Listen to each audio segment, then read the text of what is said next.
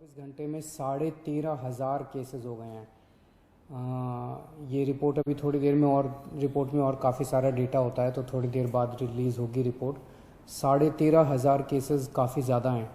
नवंबर में जो पीक आई थी उसमें 8,500 केस थे, उसके मुकाबले 13,500 केसेस ऑलरेडी हमारे हो गए हैं। इस बार जो वेव है बहुत, हम सब जानते हैं, बहुत ख़तरनाक वेव है। इसमें यूथ काफ़ी ज़्यादा अफेक्ट हो रहा है इस वाली वेव में, और इस वाली वेव में बच्चे भी अफेक्ट हो रहे हैं। तो सबसे पहले मैं यूथ से अपील करना चाहूँगा, युवाओं से अपील करना चाहूँगा। अभी हमारे पास जो डेटा पिछले 10-15 दिन का डेटा है वो ये दिखाता है कि 45 साल से कम उम्र के जो लोग, जो कोरोना के पेशेंट्स अभी तक आए हैं, उसमें 65% पेशेंट 45 साल से कम उम्र के हैं। तो मैं सभी यूथ से अपील करना चाहूँगा, एक तो आप हमारे लिए, आप देश के लिए बहुत कीमती हैं, हमारे युवा देश के लिए बहुत कीमती हैं, आप लोग अपने परिवार के लिए बहुत कीमती हैं। आपकी ज़िंदगी,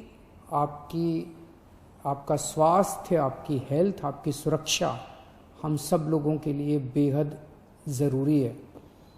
इसीलिए मेरी आप सबसे अपील है, मैं समझ सकता हूँ कि आपको, आपके ऊपर अपने माँ बाप की जिम्मेदारी है, आपके ऊपर अपने पति की, पत्नी की जिम्मेदारी है, आपके ऊपर बच्चों की जिम्मेदारी है, आपको घर से निकलना पड़ता है उन जिम्मेदारियों को पूरा करने के लिए। आपको घर से निकलना पड़ता है अपने 2 जून की रोटी कमाने के लिए, अपनी ज़िंदगी चलाने के लिए।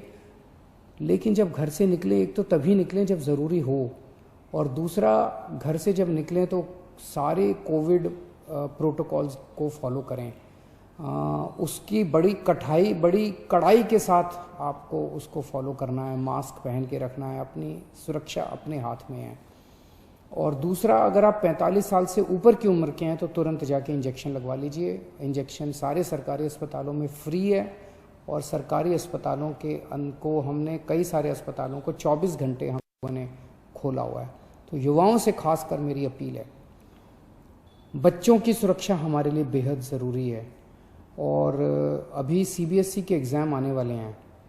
6 लाख बच्चे दिल्ली में सीबीएसई के एग्ज़ाम में बैठेंगे।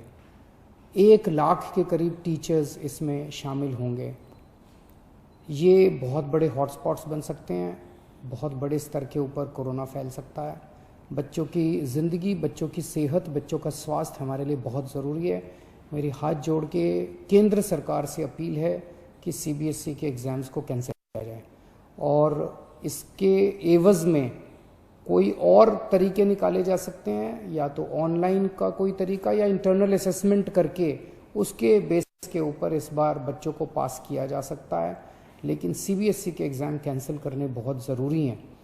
मैं और कई देशों के उदाहरण देख रहा था, कई देशों ने, जहाँ जहाँ सेकेंड वेव का प्रकोप आया है, कई देशों ने अपने अपने एग्ज़ाम्स कैंसिल कर दिए हैं। हमारे देश के अंदर कई राज्य सरकारों ने अपने अपने एग्ज़ाम्स कैंसिल कर दिए हैं। मेरी केंद्र सरकार से अपील है कि सीबीएसई के एग्ज़ाम्स कैंसिल किए जाएं। पिछले कुछ दिनों से, और ख़ासकर कल, हमने बहुत बड़े स्तर के ऊपर, जैसा मैंने कहा था कि हम लॉकडाउन नहीं लगाना चाहते, हमारा पूरा प्रयास है कि हेल्थ इंफ्रास्ट्रक्चर जो है वो काबू में रहे।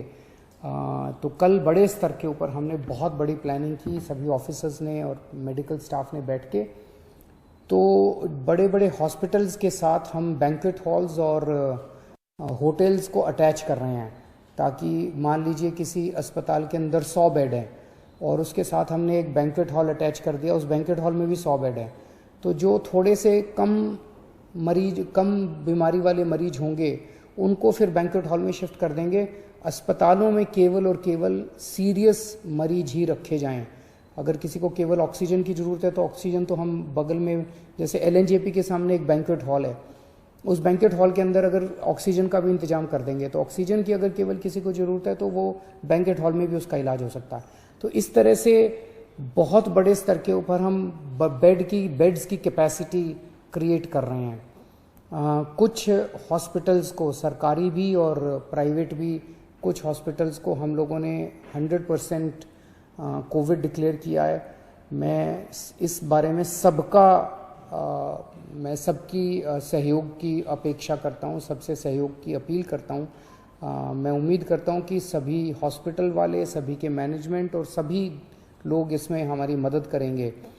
मैं समझ सकता हूँ कि जो दूसरी नॉन कोविड बीमारियाँ हैं, अभी भी दिल्ली में केवल ये 14 नहीं है, बहुत सारे हॉस्पिटल्स हैं, लेकिन दिल्ली में अगर किसी जो प्लान्ड सर्जरीज हैं अपनी, जैसे मान लीजिए किसी को नी रिप्लेसमेंट कराना है, किसी को, ये महीना 2 महीना 3 महीना डिले हो सकते हैं।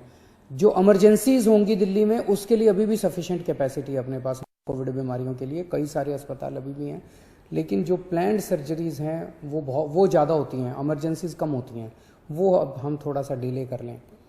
दूसरी चीज़, इस टाइम जैसा मैंने कहा कि सबसे इम्पॉर्टेंट हमारे लिए होगा कि हम अपनी अस्पताल की मैनेजमेंट को कितना कड़ाई के साथ हम इसको ठीक कर रख पाते हैं।